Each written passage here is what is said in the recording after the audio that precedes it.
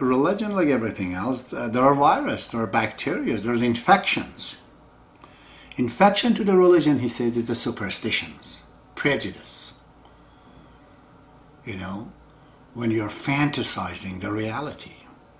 So he says, I have kept for you a couple of police officers, and their logic and science. Baha'u'llah says religion has to be according to science and logic. Logic and science cannot be according to religion. If you don't understand religion, a part of it is not there, now you have to add to it, because it's allowed in the Baha'i faith. The Baha'i authorities, they can bring the good things and make it a part of the Baha'i faith. But this process has to be according to science and logic. If it is not scientific, Abdul Baha says, he says it's mere imagination. If religion goes outside of the parameter of science, it cannot define itself scientifically. It's mere imaginations. So, science, logics are guarding the religion from becoming superstitious. The second problem Baha'u'llah has diagnosed with the religion is that there are people, individuals, like me talking to you, for example. They can come up and say things, they're great, speakers, great minds, artists, and they gather the people around themselves, and they create divisions among the people, and these followers, they don't get along, they want to kill each other. So, what do? Baha'u'llah says, goodbye individuals' power in the religion. I am the God, he says, and I decide that you are mature enough that you do not need individuals to read book for you. The days that we needed a priest is gone, because those days to be a priest, it would have taken all the time, lifetime for somebody to go and read the book and learn it. Today everything's on the computer. We don't need somebody to read it for us.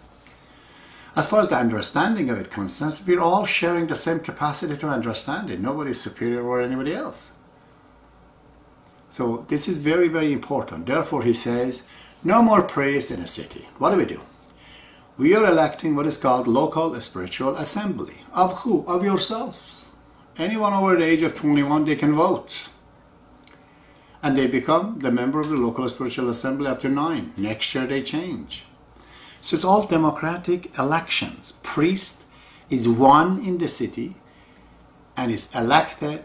And that one is not a person, it's an institution comprised of 9%.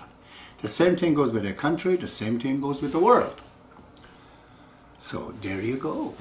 You see, the sickness of the religion this way is prevented.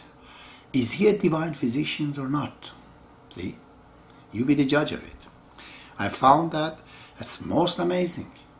A man, so-called man, apparently a man, come from Iran, of 18th centuries, and produces these ideas that nowhere in the planet can ever be taught by anybody else. How could that be? There's just no book. There's no idea to read to get to these ideas, except that it is coming from somewhere beyond our understanding. It is godly and divine. This is why Baha'u'llah is the manifestation of God.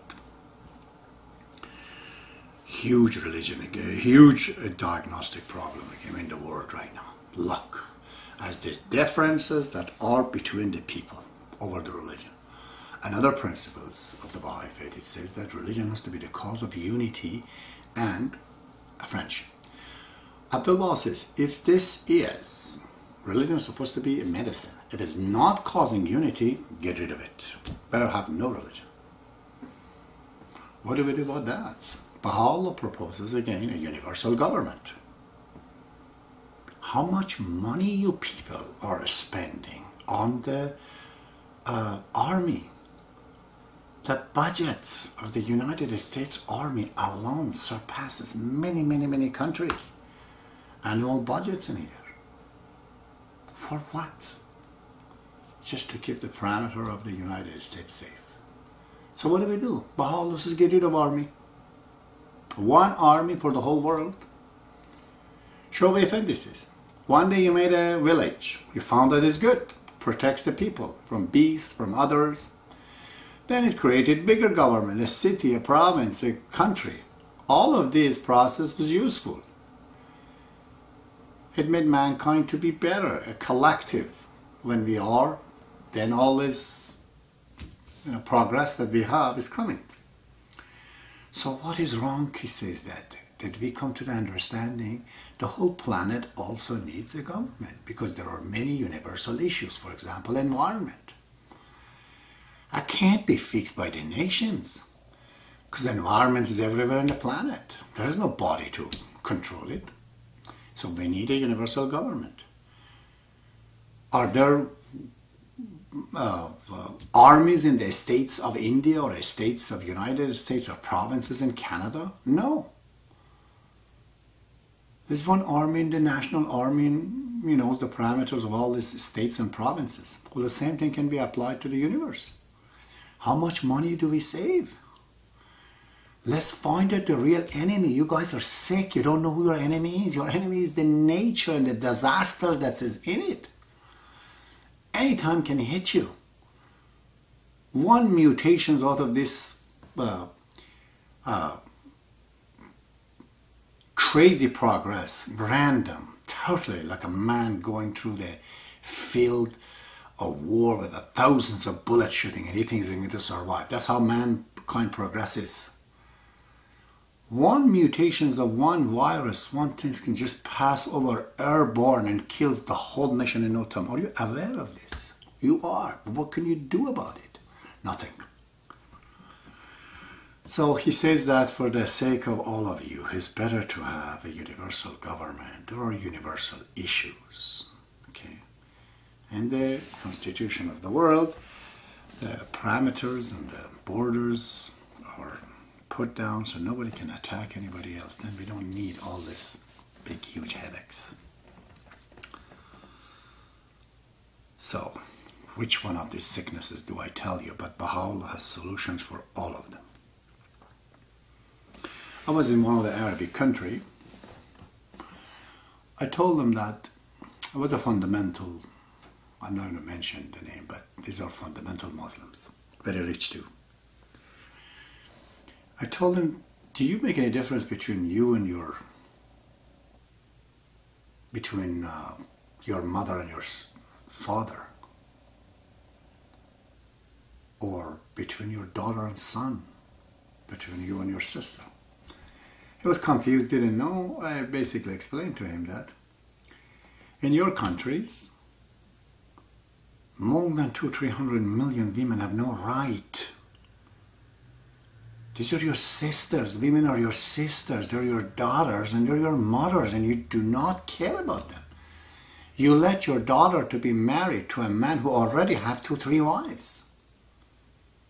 You let your father to rule over your mother and beat her up, and you think this is a word of God? So he says that, is it not the word of God? I said it was the word of God, because he wanted to protect women. Muhammad wanted to protect women, and people were not intelligent enough that they can carry a discussion. So man would beat the woman if she would be, arguing with him. Therefore, it says we haven't reached at that time right now. Women better obey the man. But now we have come to an intellectual situation. We're sentimental. We're people. We're human. How can we allow the women not to be equal to men? What kind of a beastly thought is this? It's unbelievable that I imagine one day between my daughter Mona and Nima there's differences, that I love this one more than that. And then practically let her down to have one husband sharing with 3-4 women. And my son also can go get other women. This is what fundamental Muslims are. And they're not 1 or 2 countries. This is no criticism. It's just telling you that it is a sickness. Baha'u'llah says no. Look, he says, humanity is like a bird. It has 2 wings. Is it possible if one wing is shot, he says, I'm paraphrasing, and can it bird fly? No, of course not. He says man and women, they're the 2 wings of the bird. They have to fly together. If they have to be together, openward, bird to fly. Look at practically. Countries like Finland, Sweden, countries that don't have natural resources, same as Afghanistan or Pakistan. Look at the differences. Because women they work in Finland and Sweden and Switzerland. They don't in Afghanistan, in Pakistan, and other places. They don't have equal right.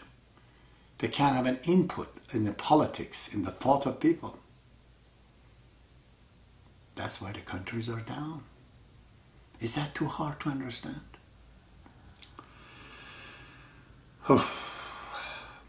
Which one do I take? Let's go to the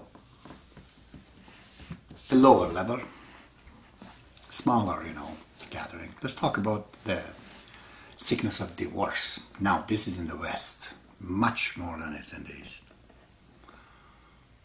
Democracy dies at the home, right when it comes inside. Why? Because there's a husband and wife, there are two people, children are minor. How could you apply democracy there? Can you get vote between two people? It's not possible. Should we go back then to the fundamentalism and say one has to obey the other one? What are the choices here? There's two ways. Either after, this is what fundamentalism, Christian fundamentalism in the West is all about. They want to create a sound family. They say, okay, in which woman has to obey the man?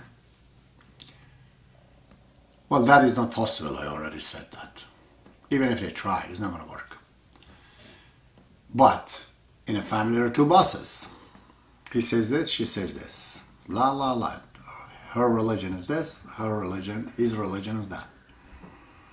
As a result, democracy has killed, like an acid, it's killed the relationship of two people. I didn't say three. Three can vote, but two. We cannot have a family of three people. Family is made of a man and a woman. How do we deal with that? Baha'u'llah says very simple. Right now, you're getting together based on open, absolutely an open field. So anybody can go anywhere. Baha'u'llah says, let us create a virtual boss between the two, a virtual one. What would that be? That is the constitution of the family, which in my opinion, it has to become a legal document in the future to be written down and to be followed. But Baha'u'llah says, if you're Baha'i, and understand the principle of the Baha'i faith, many areas of discussion and fight and dispute is over. You're not going to talk about spouses that they are going to do adultery because they believe in Baha'u'llah. Before they commit themselves to you, they've already committed themselves to God that they're not going to do adultery. So that's out of the picture. What about alcohol, drinks, violence, name it? All those things as a Baha'i is gone. They do not become the cause of dispute and the problem, which